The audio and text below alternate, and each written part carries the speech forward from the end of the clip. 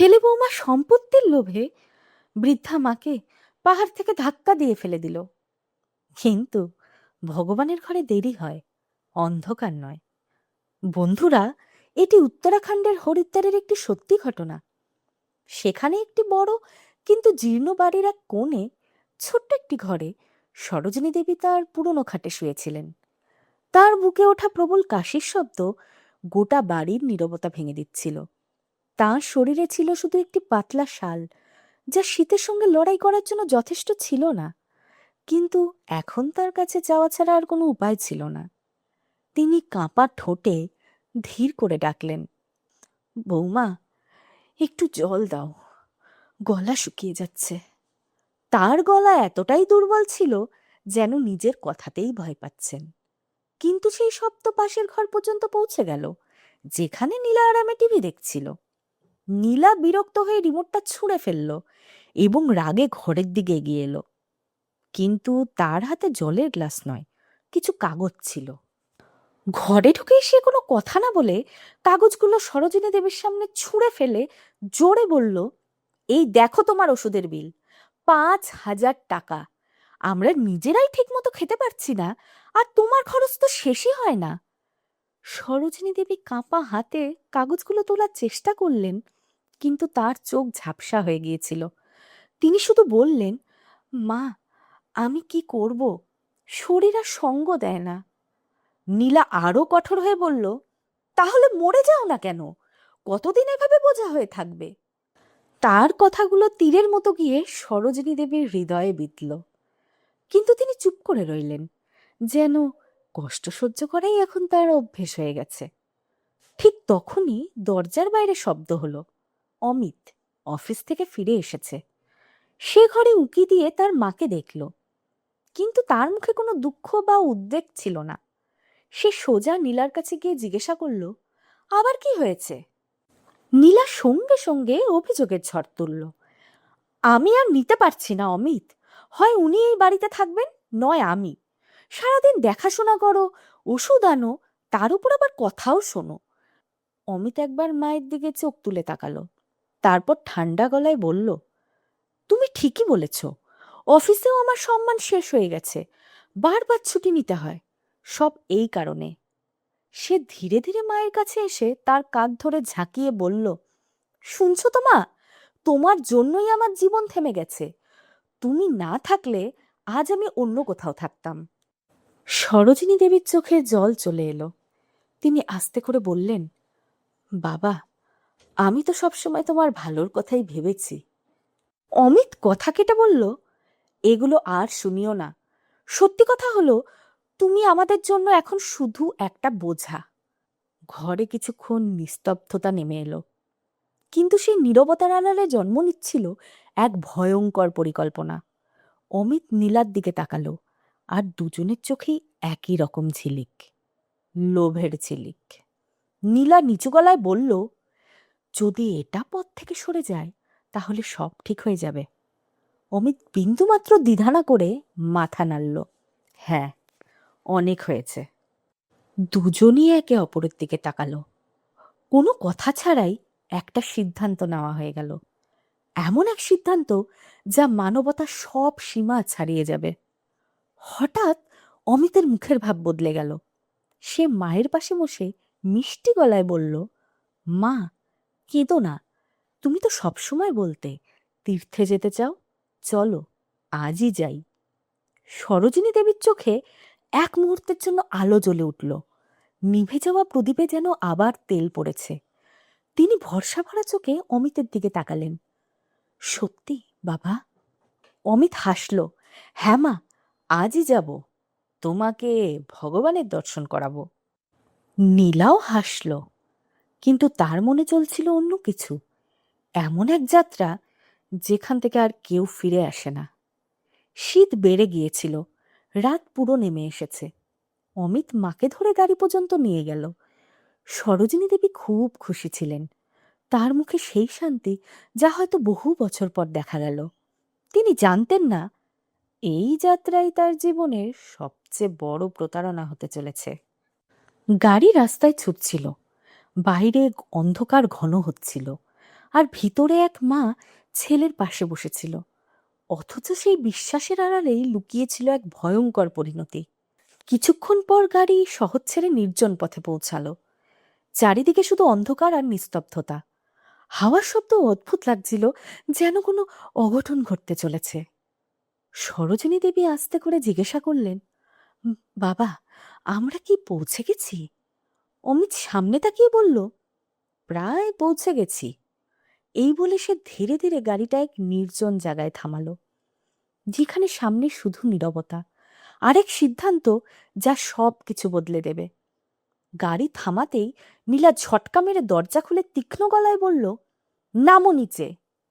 তার গলায় আর আগের মতো মিষ্টতা ছিল না, ছিল এক অস্থিরতা আর তাড়াহুড়ো।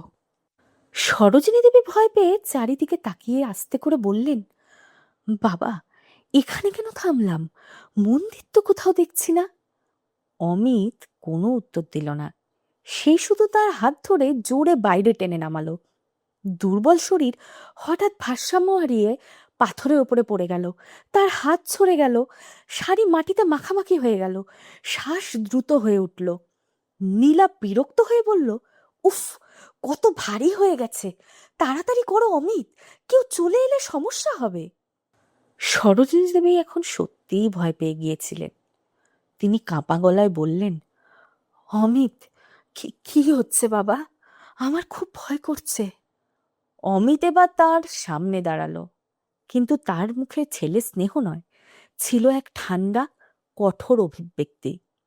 সে সরাসরি তার চোখে তাকিয়ে বলল, ভয় পাওয়াই উচিত মা, কারণ আজ সব শেষ হয়ে যাবে। এই কথা শুনে সরোজিনী দেবীর ভেতরটা যেন ভেঙে চুরমার হয়ে গেল। তার চোখ বড় বড় হয়ে গেল, গলা শুকিয়ে গেল। কি বলছো? নীলা হেসে উঠল, মানে একদম পরিষ্কার, এখন তুমি আর আমাদের কোনো কাজে আসো না। সরোজিনী দেবী দুজনের দিকে তাকালেন, তারপর কাপা গলায় বললেন, অমিত, আমি তোমার মা। অমিত সঙ্গে সঙ্গে উত্তর দিল, তুমি আমার মা, কিন্তু এখন তুমি আমার কাছে শুধু একটা বোঝা। হাওয়া আরো ঠান্ডা হয়ে উঠল, কিন্তু তার থেকেও বেশি ঠান্ডা ছিল সেই কথাগুলো যা এক ছেলে তার মাকে বলল। সরোজিনী দেবী হাঁটু গেড়ে বসে পড়লেন, তার হাত কাঁপছিল। তিনি অমিতের পা ঝরিয়ে ধরলেন, বাবা, এমন করিস না, আমি কোথাও যাব না, কিচ্ছু যাব না, শুধু আমাকে এখানে ফেলে যাস না। নীলা বিরক্ত হয়ে বলল, এই নাটক বন্ধ করো অমিত, তাড়াতাড়ি করো। অমিত এক মুহূর্তের জন্য চোখ বন্ধ করল, কিন্তু তাতে কোনো অনুশোচনা ছিল না। সে মায়ের হাত ঝেড়ে ফেলে কঠোর গলায় বলল, এবার অনেক হয়েছে। সরোজিনী দেবী কাঁদতে কাঁদতে বললেন, আমি তোকে হাঁটতে শিখিয়েছিলাম বাবা, আজ তুই আমাকে ফেলে দিবি? অমিত তার কাঁধ ধরে একটানে খাদের ধারের দিকে নিয়ে গেল। নিচে ছিল শুধু অন্ধকার, যেখান থেকে ফিরে আসা অসম্ভব। সরোজিনী দেবীর শ্বাস দ্রুত হয়ে উঠল। তিনি শেষবার বললেন, বাবা, ভগবানের ভয় কর। অমিত কিছু না বলে সমস্ত শক্তি দিয়ে তাকে ধাক্কা দিয়ে ফেলে দিল। একটি ভয়ঙ্কর চিৎকার বাতাসে ছড়িয়ে পড়ল, এতটাই যন্ত্রণাদায়ক যেন পুরো রাত কেঁপে উঠল। তার শরীর নিচে পড়তে লাগলো, পাথরে ধাক্কা খেতে খেতে, ঝোপঝাড় ভেদ করতে করতে। প্রতিটি আঘাতের সঙ্গে যেন একটি একটি করে সম্পর্ক ভেঙে যাচ্ছিল। কিন্তু হঠাৎই তার শাড়ির আঁচলে একটি কাঁটাযুক্ত ঝোপে আটকে গেল। তার শরীর মাঝ আকাশেই ঝুলে রইল, না পুরো পড়ল, না পুরো বাঁচল। তিনি খাদের মাঝখানেই ঝুলে রইলেন। তার হাত পা আহত, শরীর থেকে রক্ত ঝরছে, শ্বাস আটকে আসছে, তবুও তিনি বেঁচে ছিলেন। উপরে দাঁড়িয়ে অমিত আর নীলা নিচে তাকালো, কিন্তু অন্ধকারে কিছুই স্পষ্ট দেখা যাচ্ছিল না। নীলা বলল, চলো, সব শেষ। অমিত গভীর শ্বাস নিল, হ্যাঁ, এখন আর কোনো বোঝা নেই। দুজনে গাড়িতে উঠে সেখান থেকে চলে গেল। নিচে সেই খাদে সরোজিনী দেবী ঠান্ডা আর যন্ত্রণার মধ্যে ঝুলে রইলেন। ধীরে ধীরে রাত আরো গভীর হলো, ঠান্ডা বাড়তে লাগলো। তার শরীর অবশ হয়ে আসছিল, কিন্তু চোখ খোলা ছিল। তার মনে একের পর এক স্মৃতি ভেসে উঠছিল। অমিতের শৈশব, তার হাসি, তার প্রথম হাঁটা, আর সেই হাত যে আজ তাকে মৃত্যুর মুখে ঠেলে দিয়েছে। চোখের জল থেমে গেল। এখন সেখানে শুধুই শূন্যতা। আর সেই শূন্যতার মধ্যে কিছু বদলাতে শুরু করলো। তার শ্বাস ধীর হয়ে আসছিল, কিন্তু ভেতরে জ্বলছিল এক নতুন আগুন, যে আগুন কষ্ট থেকে নয়, বিশ্বাসঘাতকতা থেকে জন্মায়। তিনি ধীরে ধীরে চোখ বন্ধ করে মনে মনে বললেন, আজ আমার মমতা মরে গেল।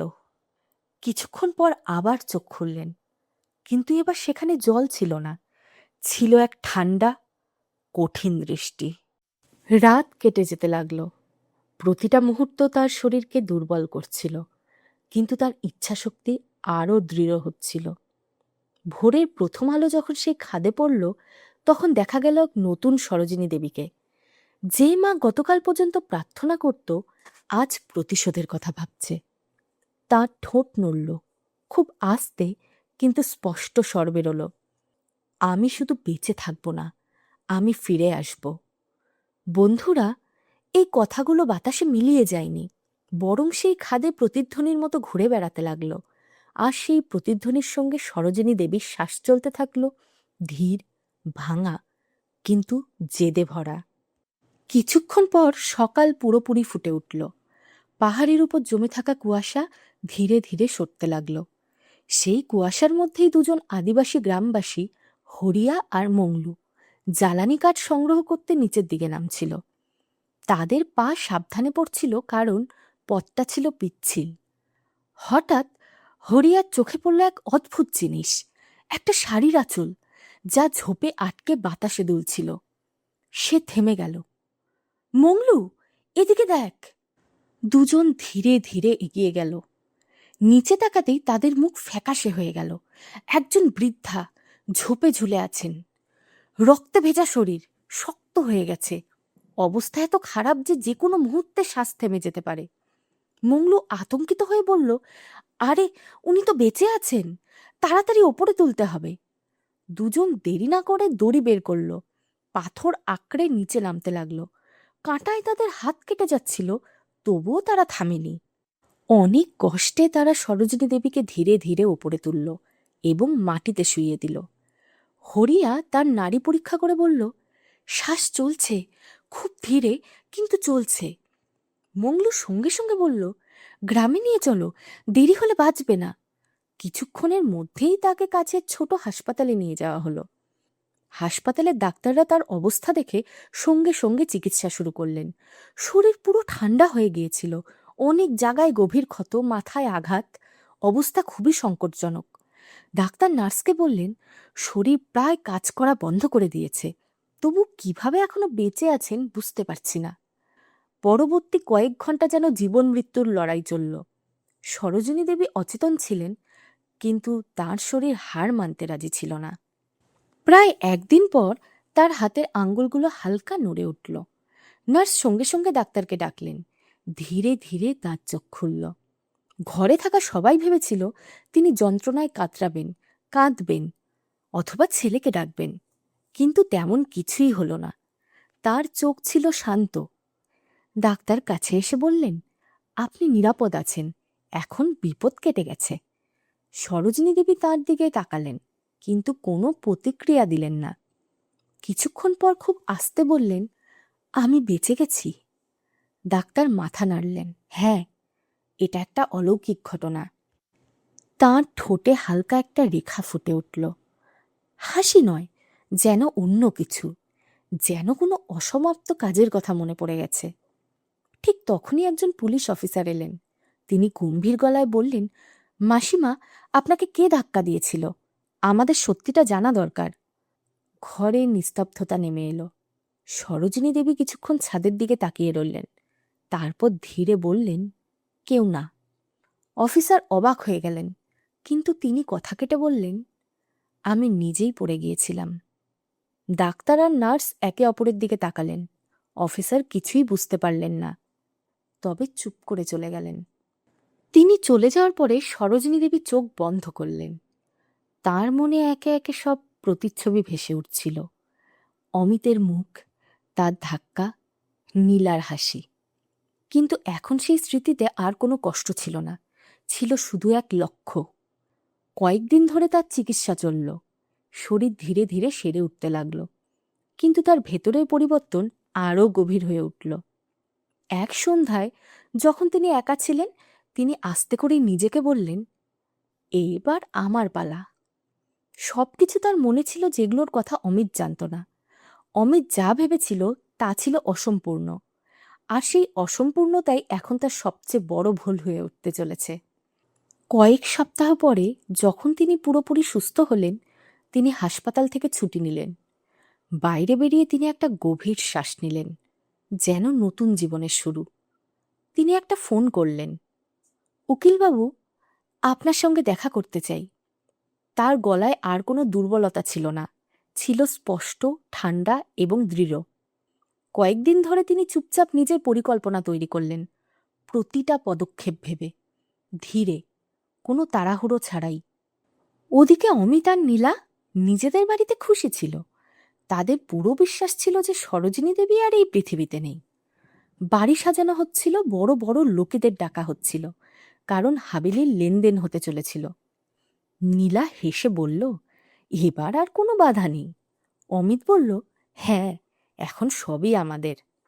বন্ধুরা, নিলামের দিন হাবিলির প্রতিটা কোণা আলোয় ঝলমল করছিল। দামি পোশাক পরা মানুষজন সেই অনুষ্ঠানের অংশ হয়ে অমিত আর নীলাকে অভিনন্দন জানাচ্ছিল। নীলা অতিথিদের মাঝে হাসি মুখে ঘুরছিল, তার মুখে জয়ের ঝিলিক। সে সবাইকে বলছিল, এবার আমাদের জীবন বদলে যাবে, আর কেউ থামাতে পারবে না। আমার এই পুরনো বাড়ি বিক্রি করে নতুন জীবনে পা রাখতে চলেছি।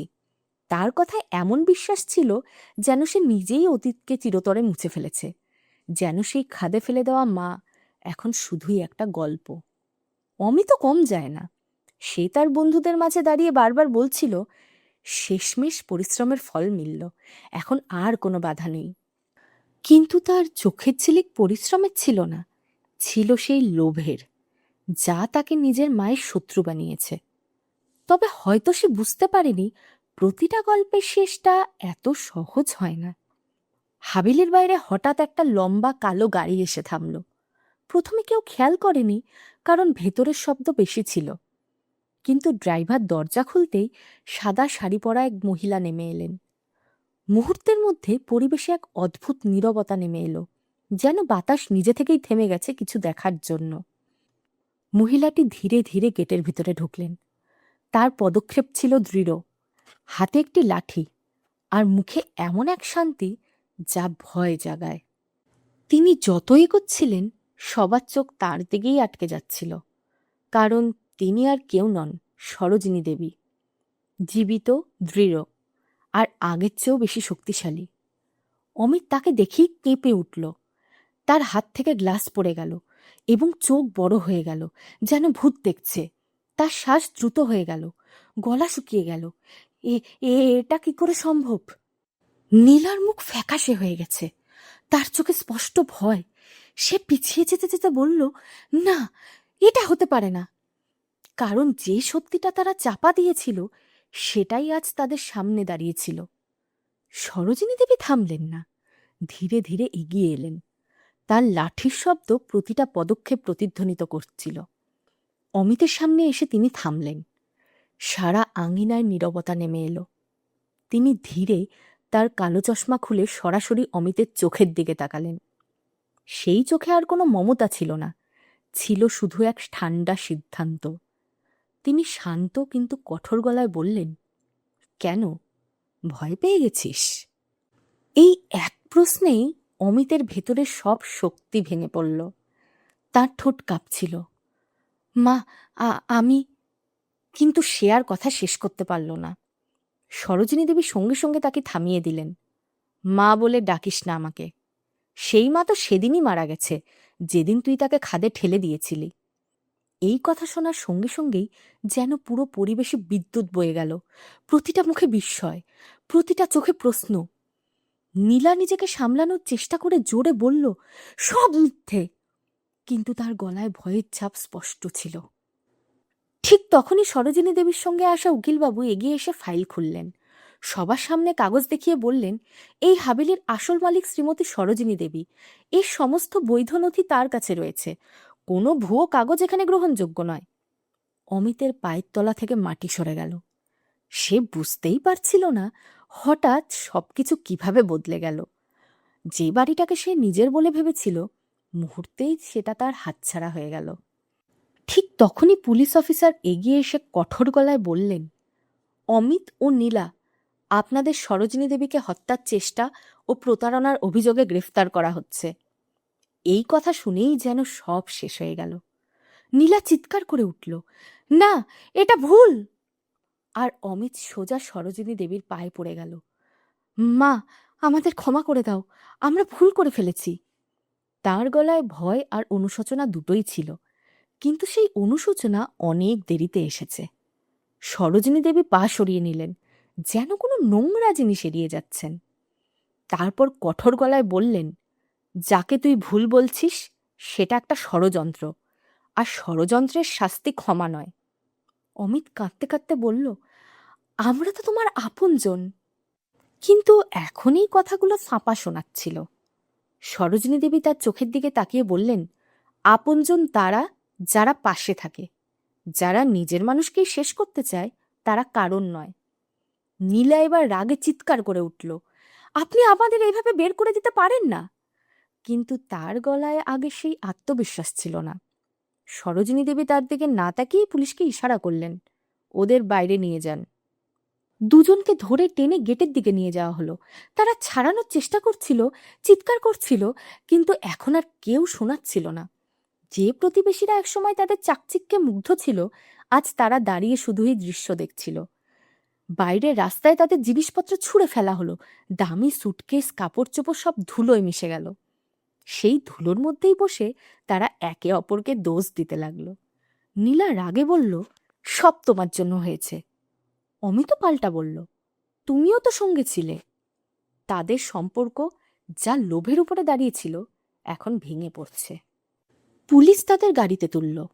গাড়ি ছাড়ার সময় অমিত শেষবার চিৎকার করে বলল, মা, আমাদের ছেড়ে দাও, আমরা শেষ হয়ে যাব। সরোজিনী দেবী ধীরে ধীরে গেট পর্যন্ত এলেন, কিছুক্ষণ তাকিয়ে রইলেন। তারপর শাড়ির আঁচল থেকে একটা ছোট্ট মুদ্রা বের করে তার দিকে ছুঁড়ে দিয়ে বললেন, এই নে, সেই যাত্রার ভাড়া, যখন তুই আমাকে মৃত্যুর মুখে ফেলে দিয়ে এসেছিলি। তার গলায় কোনো রাগ ছিল না, ছিল শুধু এক ঠান্ডা সত্য। গাড়ি চলে গেল। তাদের আওয়াজ ধীরে ধীরে মিলিয়ে গেল। সরোজিনী দেবী আর একবারও পিছনে ফিরে তাকালেন না। এরপর গেট বন্ধ করে দিলেন। সেই গেট বন্ধ হওয়ার শব্দে ছিল এক শেষ আর এক নতুন শুরু। কিছুক্ষণ পর হাবিলির ভেতরে শিশুদের হাসির শব্দ ভেসে আসতে লাগলো, কারণ সরোজিনী দেবী তার সমস্ত সম্পত্তি একটি অনাথ আশ্রমকে দান করে দিয়েছিলেন। এখন সেই বাড়ি ভরে উঠেছে নিষ্পাপ হাসিতে। সরোজিনী দেবী উঠোনে দাঁড়িয়েছিলেন, হাওয়া তার মুখ ছুঁয়ে যাচ্ছিল, কিন্তু এবার সেখানে ঠান্ডা নয়, ছিল শান্তি। তিনি আকাশের দিকে তাকিয়ে আসতে বললেন, এবার সত্যিই সব শেষ। আর এই শেষটা কোনো সমাপ্তি নয়, এটা ছিল ন্যায়, যা দেরিতে হলেও সম্পূর্ণ হয়েছে। বন্ধুরা, এই গল্পের শিক্ষা খুবই স্পষ্ট। মা বাবা কখনো বোঝা নয়, তারা সেই ভিত্তি যার উপর আমাদের পুরো জীবন দাঁড়িয়ে থাকে। আর যখন কোনো সন্তান লোভে অন্ধ হয়ে সেই ভিত্তিকেই ভাঙতে চায়, তখন তার নিজের ঘরও বেশি দিন টেকে না, কারণ কর্মের হিসাব এই জীবনেই মিটে যায়। এবার আপনারা বলুন, আপনারা যদি সরোজিনী দেবীর জায়গায় থাকতেন, তাহলে কি নিজের ছেলেকে এমন শাস্তিই দিতেন, না তাকে শেষ একটা সুযোগ দিতেন? আর অমিত ও নীলার মতো মানুষদের জন্য কি শাস্তি ঠিক, আইনের না তার থেকেও কঠোর? আপনার মতামত অবশ্যই কমেন্টে লিখুন। গল্পটি যদি আপনার মন ছুঁয়ে থাকে, তাহলে লাইক ও শেয়ার করুন। আর এমনই হৃদয়স্পর্শী গল্প পেতে আমাদের চ্যানেলটিকে অবশ্যই সাবস্ক্রাইব করুন। আবার দেখা হবে নতুন গল্প নিয়ে। জয়